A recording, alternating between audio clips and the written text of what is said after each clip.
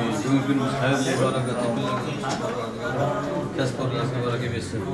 Videolar sizlarga bundan ham muvaffaqiyatli bo'lsin, Xudo xolasa. Bizning aziz mukarram bo'lib, mana shu O'zbekiston bo'yicha eng oliy o'rinlarni olishni Rabbana atina fid dunya hasana va fil oxirati. Assalomu alaykum. Ustozlar, xush kelibsizlar. Qadamlaringizga hasanat.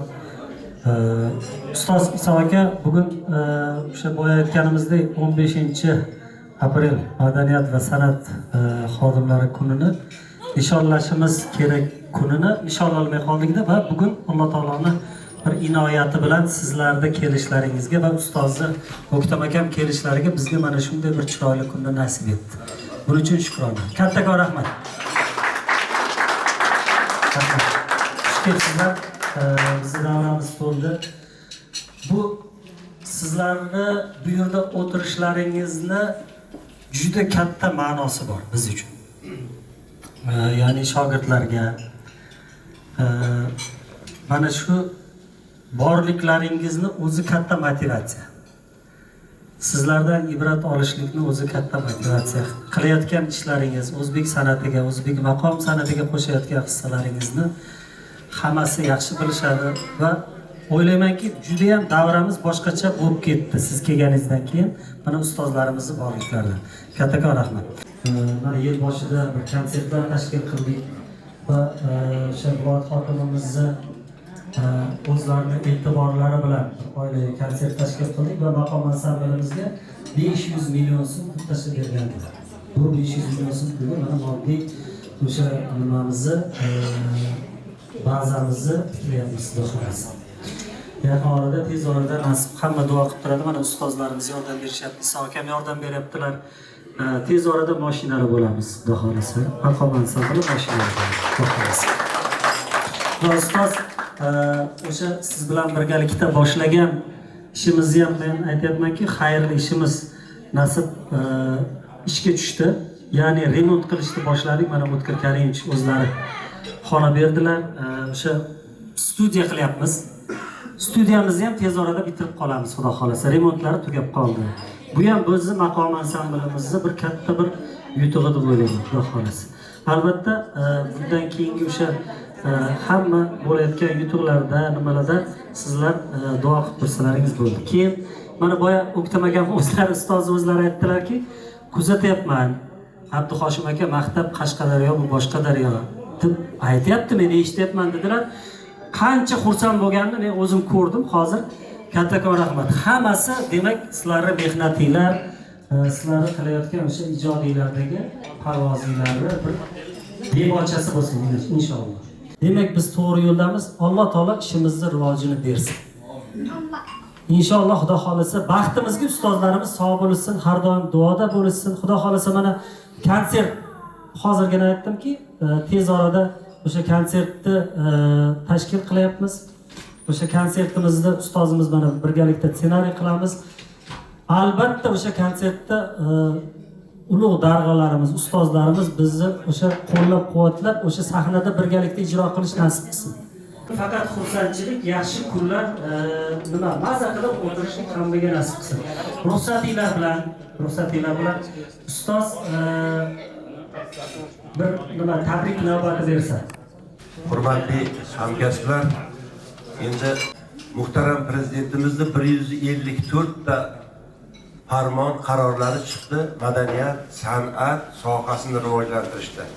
Mana shu 8 yil ichida 154 ta farmon qaror mamlakatimizda bironta kasb egalariga nasib qilmagan. Sizlarga, bizga nasib qilgan. Buning uchun avvalambor hammamizni tinchligimizni ushlab turgan, hammamizga shunday tinch, farovon hayotni saqlab yaratib turgan prezidentimiz sog' omon bo'lsinlar. Nega bundan boshladim? Buni boshlaganimning sababi mana kuni kechagina 157-farmon chiqdi. Bu farmonda endi faqat madaniyat san'at ahli oldin bular san'atkorda, bular uda deb qaraydigan qarashga teskari bo'lgan. Bularni hurmat qilish kerak. Mamlakatning rivoji uchun, iqtisodiyotning rivoji uchun madaniyatli bo'lish kerak ekanligini isbotlovchi farmonga, qarorga qo'l qo'ydilar. Va bu qaror chiqib keldi. Men har bitta bandini o'qib turar ekanman. Oddiy bitta kichkina madaniyat markazini oladigan bo'lsak, madaniyat markazini ham bugun uni vazifasi boshqa. Boshqa bir vazifa beryaptilarki, u vazifada u o'zini atrofidagi hamma kasb egalarini madaniyatli qilishga mas'ul. O'sha joyda iqtisodiyotini, o'sha joyda hayotini farovonligiga, go'zalligiga mas'ul degan qaror desam mubolag'a bo'lmaydi. Shuning uchun men mana shu sizlardagi haqida gap keladigan bo'lsa, mana shu qaror farmonlarni eng ulug'i sizlar. O'sha odam qaror farmon chiqardiki, viloyatimizda maqom jamoasi shakllandi. Juda ham kuchli, juda ham yosh, talabchan. Bugun har bitta oldiga qo'yadigan maqsadni aniq maqsad qo'ysa, g'alaba qilmay ilojisi yo'q degan komandasib sizga aytganman. Bular jamoaga ham mana yuzlariga endi aytayapman. Chunki o'sha kichkinagina 10 kunlik 10 kun oldin topshiriq bo'ldi, 2 kun oldin biza kelib ish boshladik, 2 kundan keyin mana viloyatimizning rahbari, butun viloyatimizda hamma tashkilot rahbarlari oilasi bilan kirib, meni yuragim pirillab uchib turgan. Shu ikkita uchta qo'shiqdan keyin zalga hech kim qolmaydi, yo'q. Nima qilayapman deb. Lekin hayajonim hozirgacha mana ichimda, o'sha kuni zalni tashlab hech kim ketmadi. Demak, xalqimizga, elimizga, rahbariyatimizga sila beradigan muqaddas falsafiy maqom juda ham zarur. Allah bilan tug'ilgan mana shu millatni allasini kichkinagina poydevorcha deb olsak, maqom uni gultoji. Mana shu Allah bilan boshlangan narsa maqom bilan tugashi aniq. Mana shu jarayon ichida odamzod o'zini kimligini, nimaga qodirligini isbotlab qoladigan daqiqa. Ilohim, men sizlarga tilagim bitta. Allah bilan maqomni katta-katta mamlakatlarga olib chiqib, qadr qimmatlarini topgan davr ichida sizlar uchun eng go'zal mana shu davr sizdan keyingi 2-3 avlodga ham sharaf bo'lib ketsin. Har bitta aytgan qo'shiqlaring, har bitta qilgan ishlaring ustozlarning ruhlarini shod qiladigan bo'lsin. Eng katta vaqtlaring mana shu o'sha konsertda 500 million pul haqida hozir gapirdilar. Bugun sizlar kichkinagina bir dasturxon yozib bayram qilmoqchi ekansizlar. Uktam Ahmedovdek O'zbekiston xalq hofizi kelib o'tirishi, tuya suysangiz ham olib kelmoq qiyin.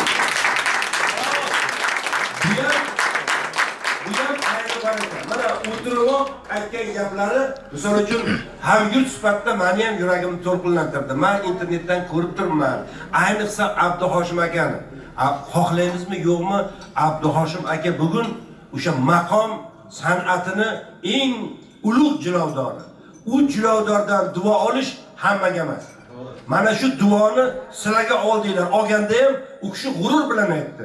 Studiyaga ko'rib turib, "Tamam, buni sizlar aytasizlar, hech qachon maqom markazi emas" dedi. Bu katta baho. Juda katta baho o'sha odam bilan mamlakatimizda ko'plab bayramlarda ishlaganman. Bahodir Yo'ldosh rahmatli bitta gapini aytib beraman.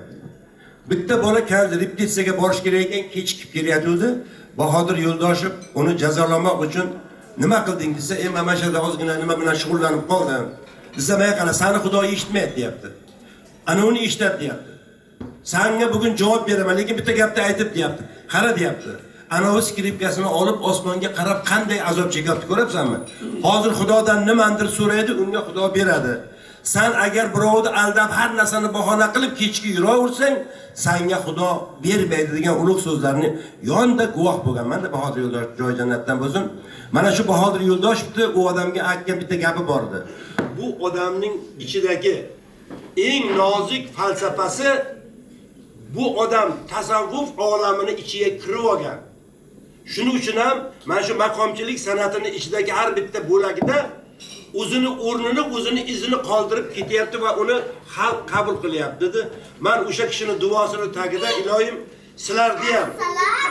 sizlarni ham hamma joyda, har yerda o'sha xalqimiz, millatimiz, qo'shni davlatlar, chet davlatlar qabul qiladigan lablaringiz bo'lsin. O'shani ta'siri o'sha odamlarga yuqsin. Xudo sizlarga faqat xayr va baraka bersin, ijodiy ishlaringga zafarlar bersin. Mana boshi yillik juda ham chiroyli boshlandi. Abduhoshim akaning gapi yana bitta oltin qoziq. Konsertni juda ham chiroyli o'tkazib, bitta chet elga chiqib, yana chet elda ham bir o'zbek san'atini, qudratini, kuchini ko'rsatib kelmasanglar, bu yil sizlarni yillaring bo'lmay qoladi. Ilohim yaratgandan shu zafarlarni, shu yutuqlarni sizlarga to'layman.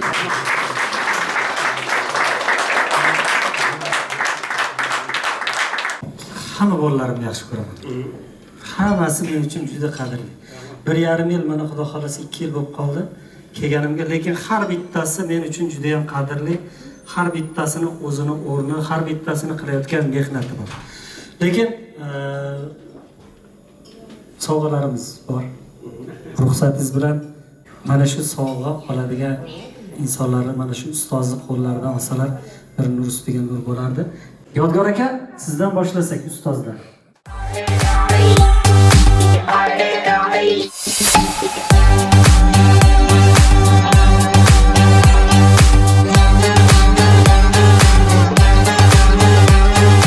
Yuzga kirganda ham shularni tepasiga bir narsani o'rgatib, kimnidir qulog'idan, kimnidir burnidan tortib yurishiga nasib qilsin.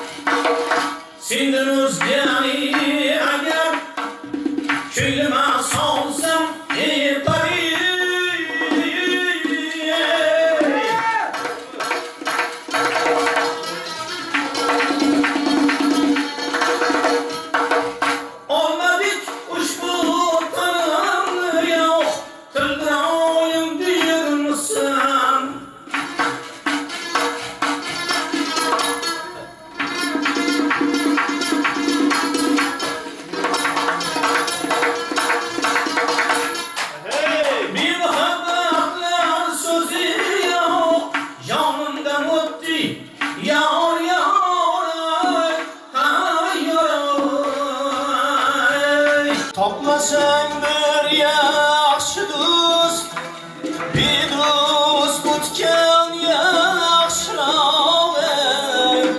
Bo'lmadi sargiz kishining ko'ngli qallob bilan. Qiladigan sa'y harakatlarini, ijobatlarini ortiqchasi bilan bergan bo'lsin. Hofiz umringizga umr qo'shilsin, salomatligingizni bardavom qilsin. Andijonlardagi bor dard illatlardan forig' qilsin. Allohim avvalambor mana shu elni qoriga yarab, elni nimasiga uzoq yillar mana shu mehnat qilib, elni qoriga yarab, elni xizmatda bo'lishni nasibimiz aylasin Allohim o'zi. Hamisha yoningizda hamdard bo'lsin, hamisha hamroh bo'lsin Allohim o'zi. Hamisha yo'l ko'rsatuvchi, hamisha e'tibor beruvchi, hamisha qo'llab-quvvatlovchi Allohimning o'zi. Unga hamd va sanolar bo'lsin. Robbana atina fid dunya hasana va fil oxirati hasana va qina azabannar bi rahmatika ya arhamar rohimin. Rahmat. Hammalarga rahmat. Eng kami manday bo'lganinglar. Eng kami. Allohdan yuqori cho'qqilarga ishlarni Allohdan so'raymiz. Hammalarga rahmat.